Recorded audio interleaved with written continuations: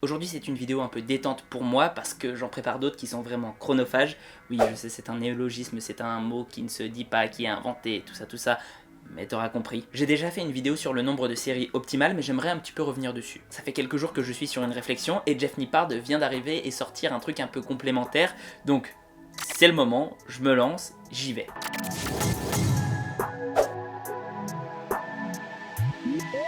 La plupart de cette vidéo sera spéculative mais néanmoins fondée sur des observations bien réelles. Certains défendent le fait de faire très peu de volume mais une intensité maximale, voire une série unique par groupe musculaire si on veut vraiment pousser le bouchon très loin, et d'autres préconisent au contraire plus de volume. On n'a jamais vu un entraîneur en revanche recommander beaucoup de volume et énormément d'intensité en même temps, autrement que sur une très courte période j'entends. Déjà car c'est dur à faire en termes de contraintes de temps, mais aussi que ça amène au surentraînement plutôt vite. Est-ce qu'une option est meilleure que l'autre ?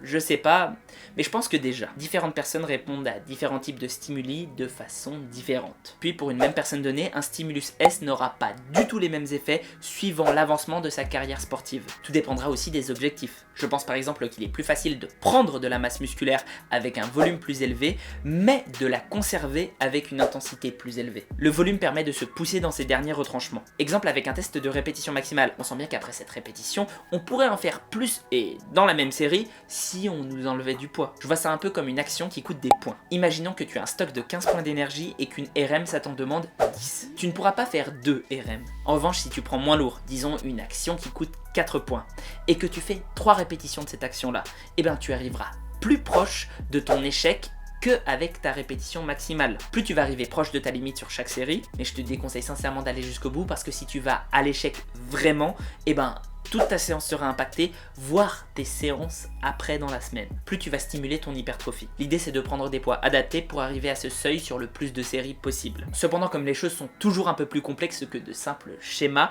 je te conseille vraiment fort de ne pas te limiter à des répétitions de 8 à 12, car ils bénéficieront aussi d'intensités légèrement plus élevées ou moindres, comme en témoignent de nombreuses études et de cas concrets. Par exemple, les powerlifters suivent souvent une périodisation à l'année où ils vont faire beaucoup de volume, puis ensuite beaucoup d'intensité. Ça pour d'abord se créer une base musculaire et ensuite conserver cette masse musculaire grâce à l'intensité, mais développer la coordination intramusculaire. C'est ça qui donne de la force sur les mouvements. Donc la question n'est pas tant de savoir si la série unique est meilleure que les séries multiples, mais plutôt quand les utiliser l'une et l'autre. Plus tu auras d'entraînement en dehors de la musculation, par exemple si tu as d'autres sports qui sont très prenants en termes d'énergie, plus tes séances devront être brèves et intenses. A l'inverse, si ta vie n'est dédiée qu'à l'hypertrophie, tu pourras tabler sur beaucoup plus de volume. Et on peut avoir une base respectable d'hypertrophie sans y dédier sa vie, hein. Regarde par exemple mon Instagram, n'est-ce pas? Tu peux aussi aller sur mon Discord, partager, liker, t'abonner et même laisser un tip, n'est-ce pas? Et suivant si tu n'as jamais fait l'une ou l'autre méthode,